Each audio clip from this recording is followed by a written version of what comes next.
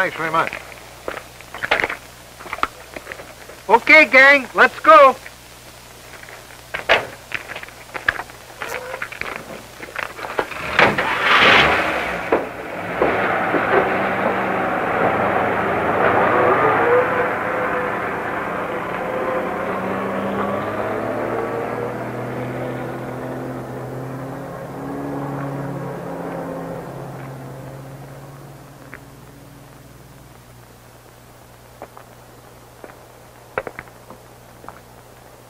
What's that gang of kids up to, Johnny? Well, that's the Forest Survey crew. Forest Survey? Yeah, they're working up the valley. They've been in for gas a couple of times now. Always new ways to burn up the taxpayers' money. Running kids all over the country in government trucks. Those kids aren't joyriding, Harry. They're doing a job. Looks like a pretty soft job to me. It's a pretty important job for the future of this province. Important? Those kids... Look, Harry, I know a lot more about Forest Survey than you do. You remember my boy, Don? The one that's going to the UBC? Yes, he's been taking forestry. And for the past 3 summers, he's worked on survey crews just like that one. He's got quite a story to tell. In fact, it's a great story. Yes, Harry, just like John says, it is a great story.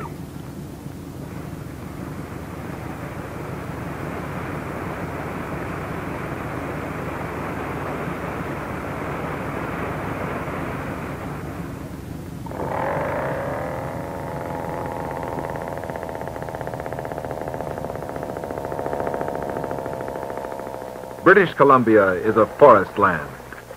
Her people live and prosper by the products of the forests.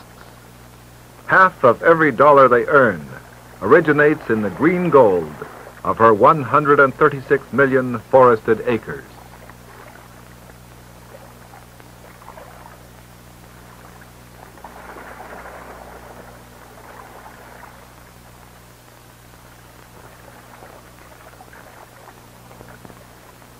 The proper management of that forest for the mutual benefit of all is a vital link in ensuring the future of British Columbia and its people.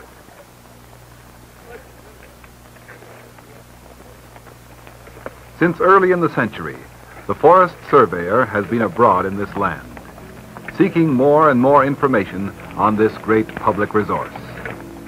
He was limited by lack of access, great distances, lack of technical data to assist in the conditions peculiar to British Columbia.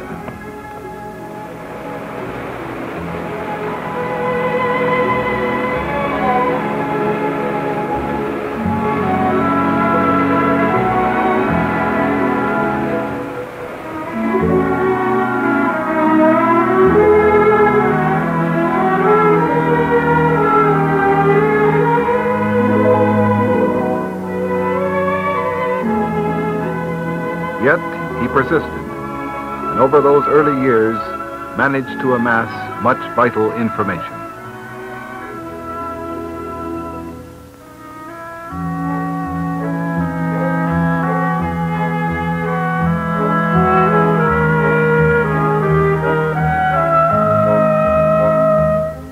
By the late 1940s, senior forest officers knew that huge areas of the great forest resource, the very cornerstone of the provincial economy, were in serious peril of depletion through recurring ravages by fire, insects, disease, and in some cases, through the use of certain logging methods. They knew that the resource must be secured for the continued prosperity of the people.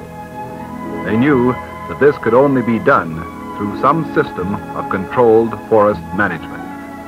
Thus, British Columbia became numbered among the major forest areas in North America to establish sustained yield forestry.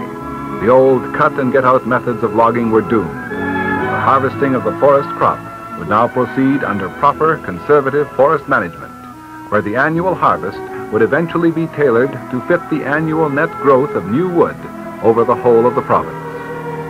In order to accomplish this aim, the prime necessity was to obtain accurate information on the forest inventory and to maintain it constantly by rechecking. The Forest Service was directed to augment greatly its survey and inventory program so as to be able to present accurate, detailed information for use of both industry and government over every forest acre of the province, and to accomplish this with the greatest possible speed.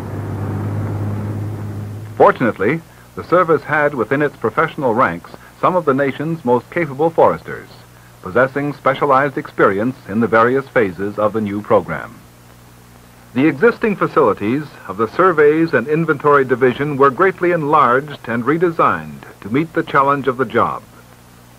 Nowhere in the world has such a comprehensive forest survey program been undertaken before, scheduled to be initially completed in such a short time. Financial assistance came from the Canadian government under the provisions of the Canada Forestry Act. And in 1951, the dream became a reality.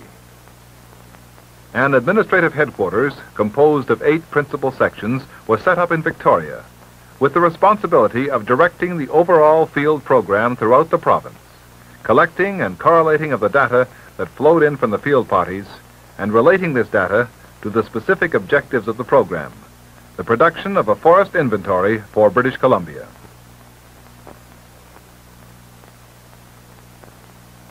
The Freedom calculators make possible intricate computations of statistics on decay volumes, log grades, and so forth.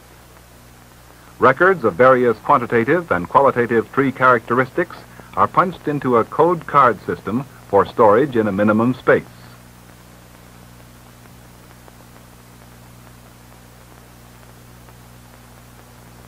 Exact locations of randomly selected sample plots are recorded accurately on maps, so the field crews will have no trouble in finding them on the ground. With a special attachment for measuring stand heights and crown densities from air photographs, the stereo viewer estimates volumes per acre. And here the Kale plotters transfer a wide variety of information from air photographs to the basic forest cover map. In the main drafting room, the final map is produced, carrying boundaries, physical features of the terrain, plus the detailed information on forest cover. The forester in charge of the cover maps makes a final and painstaking check before it is printed. There must be no errors here. And out of this electronic marvel come the answers in any combinations of data desired, total volumes by species, by areas, age classes, site classes, yearly growth, and other related factors. The variety of information available from the automatic sorting machine is almost unlimited.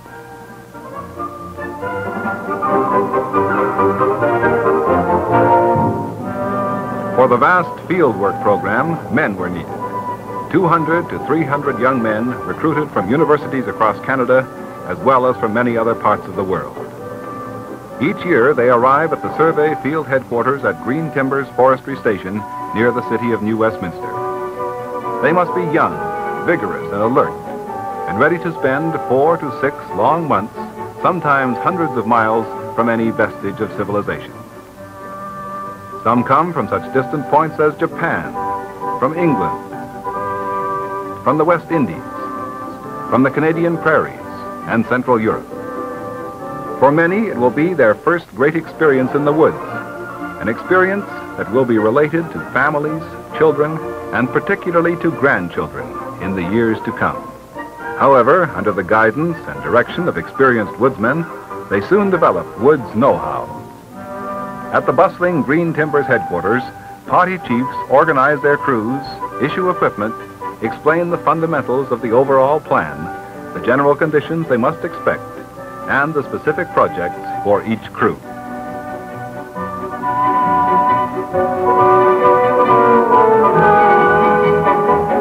Some will be going up the coast, some to the East Kootenays, and others to the vast, untracked wonderlands of northern British Columbia.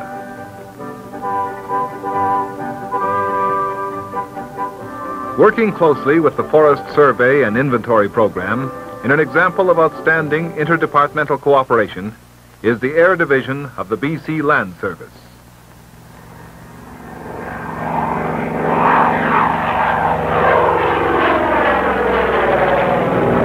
Covering the length and breadth of the province on strict flight plans requested by the Forest Service, the Air Division photographic aircraft produce the all-important air photographs of the forest resource, without which the survey program would be impossible.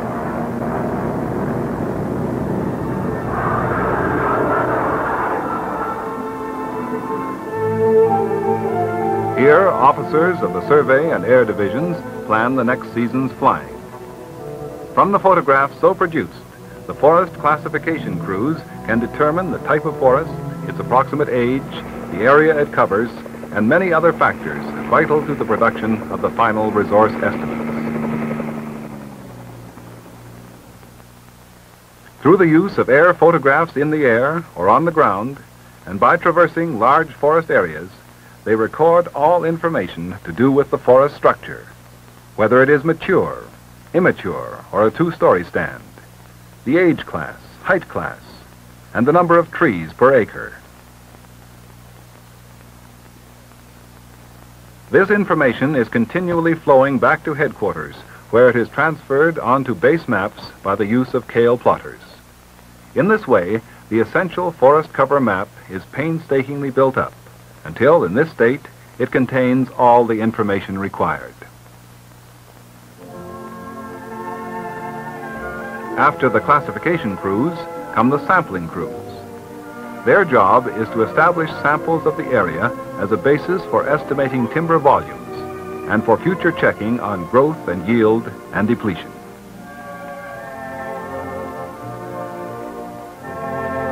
These crews establish samples at random, run tie lines to the center of the sample, and set out 4 circular subplots of 1/8 of an acre in area. Here, every tree with a breast diameter of 3.1 inches or more is numbered and measured at a point 4.5 feet off the ground.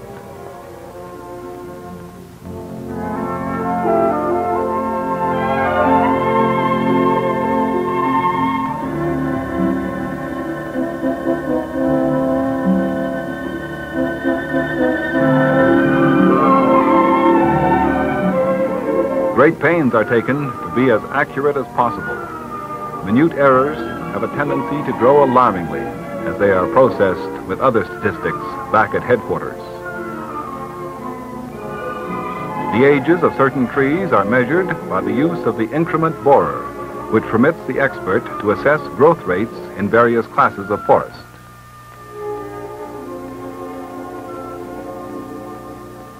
The amount of natural reproduction is recorded to complete the picture.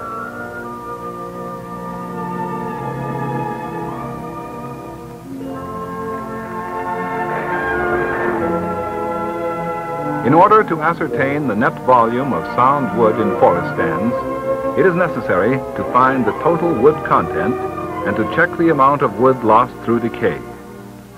Specially trained crews estimate these statistics by felling individual trees selected at random throughout representative forest areas or on entire sample plots. These studies are carried out in major forest types, and the information so gained is applied to the forests as a whole. Since 1953, 25,000 trees have been felled for volume analyses and 23,000 for decay checks.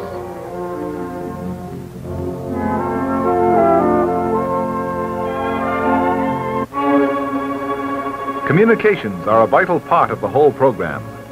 The Forest Survey radio network ties together in one complete unit all segments of the field crews. From the Victoria headquarters to a survey district headquarters 300 miles or more to the north, to a fly camp near Alaska, to the party chief on a reconnaissance, to the pilots of the classification aircraft, the exchange of vital information flows speedily and accurately. This survey radio system, tied in with the regular Forest Service network, makes up one of the larger radio organizations in Canada. The more personal type of messages, letters to and from home, arrive and depart by aircraft which are continually servicing the needs of the crews.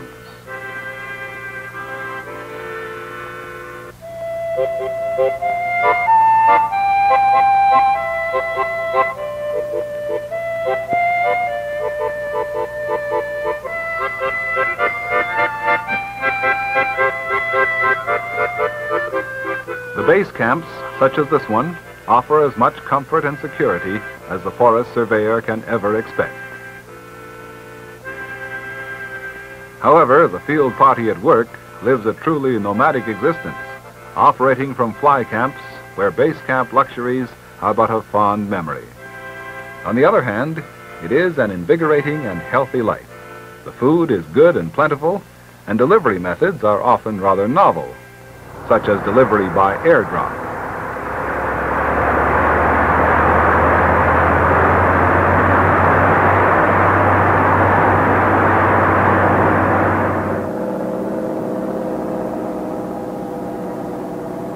The orange-colored chutes make it easier for the surveyors to track down their meals once they have hit the ground. The dining facilities are spacious and unencumbered.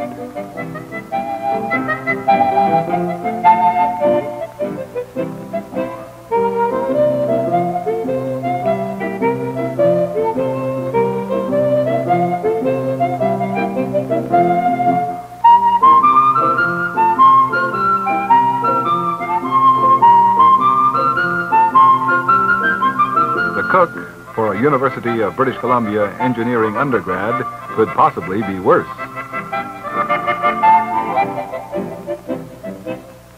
Besides getting his regular exercise tramping many miles each day, the surveyor also can have additional workouts with various local inhabitants, including, if he's not too careful, the inhabitants of this anthill, or by the more conventional method, in a game of volleyball at base camp.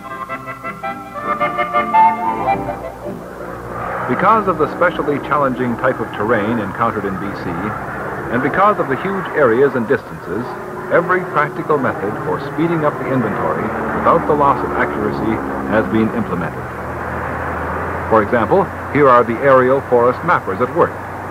Using air photographs of the area, it is possible, with experience, to name the forest types from the air.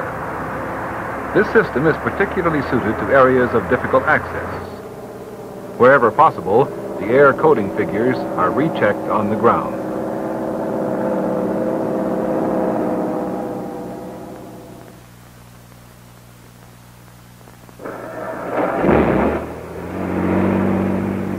Helicopters are becoming common for the transporting of crews from spot to spot. In this way, a great deal of time is saved that normally would be used for getting into and out of the area to be surveyed. Equally important is the chance to maintain an invaluable, tight control and check on all field work. Hence, both the quality and quantity of the work are improved by this survey aid.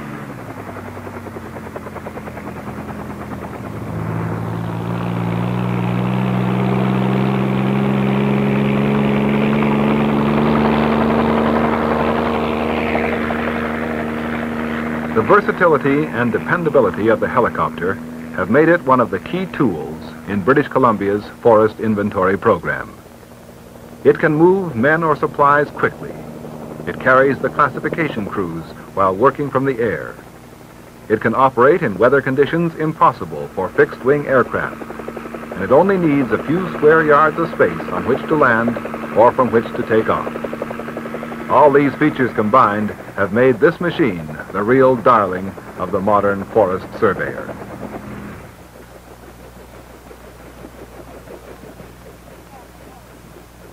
Ever alert to ways to increase the speed and accuracy of the fieldwork, The service was quick to adopt a basically simple device for the fast production of volume estimates. Viewing the stand around him through this simple prism, the surveyor can obtain a speedy estimate of wood volume per acre of the area within his range. Using such modern techniques, many of them developed by our own Forest Service, forest surveyors cover 30 to 35 million acres each year. And all this information finds its way to the public at large, to other departments of government, and in particular to the industry, in the final form of forest cover maps, which are vital aids in diverting the forest harvest to those stands where, from a forestry and economic standpoint, cutting should commence. Those interested in the planning and construction of logging roads or forest development roads make good use of the maps to decide the routes of these arteries of commerce. Key aids to the planning of overall sustained yield management of our forests are the timber volume estimates. From no other source can information on total usable volume of our forests be obtained, or the estimate of annual growth and loss. The job of forest inventory is never finished, due to the ever-changing face of nature and the forests, and the constantly increasing demands for more and more data from an expanding and diversifying industry. In meeting this challenge, British Columbia's forest surveyors are contributing immeasurably to the knowledge needed to stabilize and utilize British Columbia's great forest resource for the ultimate benefit of all.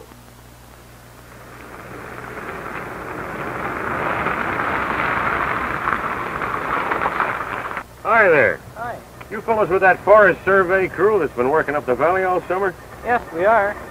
Heading for town right now? Yeah, going in to pick up the mail. Would you drop this letter in at the post office?